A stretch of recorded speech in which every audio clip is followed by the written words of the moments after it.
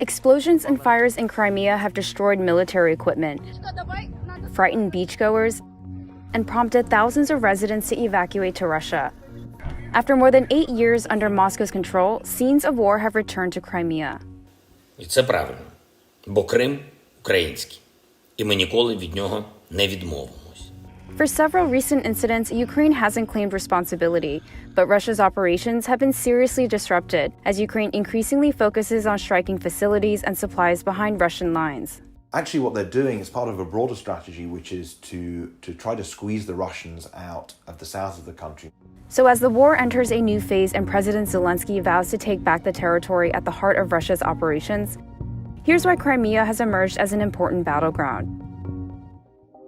Russia's military seized Crimea, which is internationally recognized as Ukrainian territory, in 2014. Since then, Moscow has built military bases and weapons stores on the peninsula. Я не знаю, что глубоко считается. Это территория Российской Федерации. И ее защищать мы будем так же, как и любой другой субъект Федерации Российской. When Russia invaded Ukraine in late February, those hubs became important locations from where Moscow could deploy forces and top up supplies. In the early days of the war, Crimea was used as a jump-off point for Russia's military. Russia's initial strategy was a multi-directional invasion with the goal of capturing Kyiv. But after that failed, fighting shifted to eastern and southern Ukraine. Since then, Crimea has been kind of a rear base for Russian armed forces who are occupying the south of Ukraine.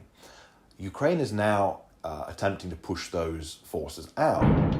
Since taking control of parts of eastern Ukraine in July, Russia's forces have appeared to slow down, and Ukraine has repeatedly hit occupied areas with targeted strikes on key infrastructure that was being used by the invaders. Ukraine, it thinks it can't take the Russians on in a tank battle, so they're being clever about it. Their aim is to degrade the Russians. The Ukrainian official said to me, it's like 1,000 stings from a bee in order to disable Russian capabilities, their ability to wage war and demoralize them and force them to withdraw. Crimea is now key to that strategy. A blast at a Russian airbase on August 9th destroyed several warplanes, according to Western intelligence officials, and as seen in these satellite images that contradicted Moscow's claim that no warplanes were lost. Russia blamed an ammunition explosion and Ukraine didn't take responsibility for the damage. But the blast had consequences. Russia relocated some planes and aircraft to its mainland, according to Ukrainian military intelligence. A week after the airbase was hit, explosions at an ammunition depot damaged rail tracks and power lines, complicating Russia's efforts to transport ammunition and other supplies. Ukrainian officials said the attack was indeed Ukrainian, and Russian officials blamed saboteurs in their first official acknowledgement of a major attack on the peninsula. Still, that doesn't necessarily mean Ukraine is about to retake Crimea.